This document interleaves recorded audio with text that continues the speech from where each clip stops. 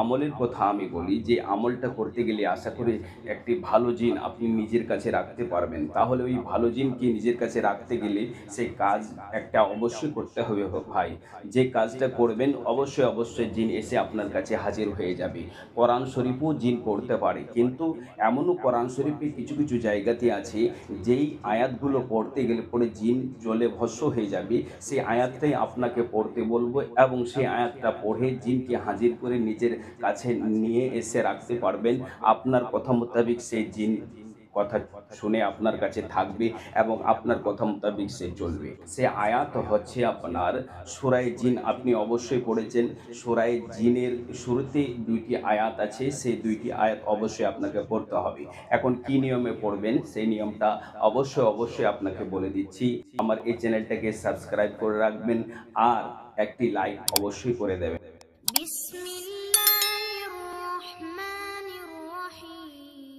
তাই আপনি কি আমলটি করবেন অবশ্যই আপনাকে বলে দিচ্ছি। আপনি সর্বপ্রথম একটি এমন রুমে চলে যাবেন যেই রুমে আপনাকে কেউ ডিস্টার্ব করবে না।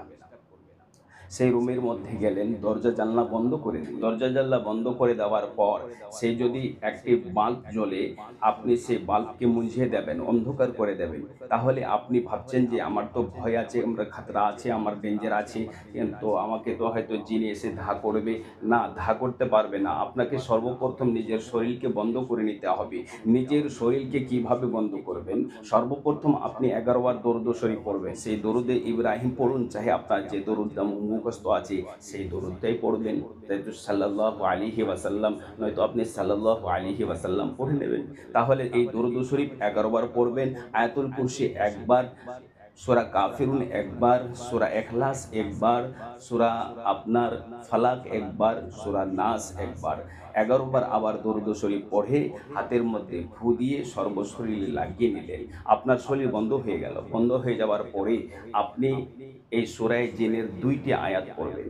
সর্বপ্রথম বিসমিল্লাহির রহমানির রহিম পড়বেন। বিসমিল্লাহির রহমানির রহিম পড়ে আপনাকে স্ক্রিনে দেখাচ্ছি, এই ২টি আয়াত পড়বেন। আবার পড়েও শোনাচ্ছি, আপনি মনোযোগ দিয়ে শুনবেন। কুল উহিয়া ইলাইয়া আন্নাহু ইসতামাআ নাফারুম মিনাল জিন্নি ফাকালু ইন্না সামি'না কুরআনান আজাবা ইয়াহদি ইলার রুশদি ফাআমান্না বিহি ওয়ালান নুশরিকা বিরাব্বিনা আহাদ।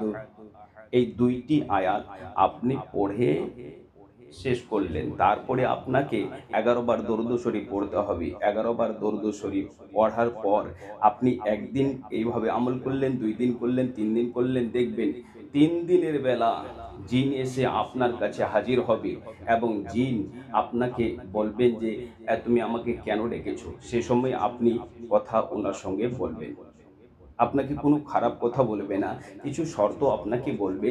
সেই শর্তগুলো কিছু মানার মতো আছে, সেগুলো মেনে নেবেন, আর যেগুলো মানার মতো নয় সেগুলো মানবেন না।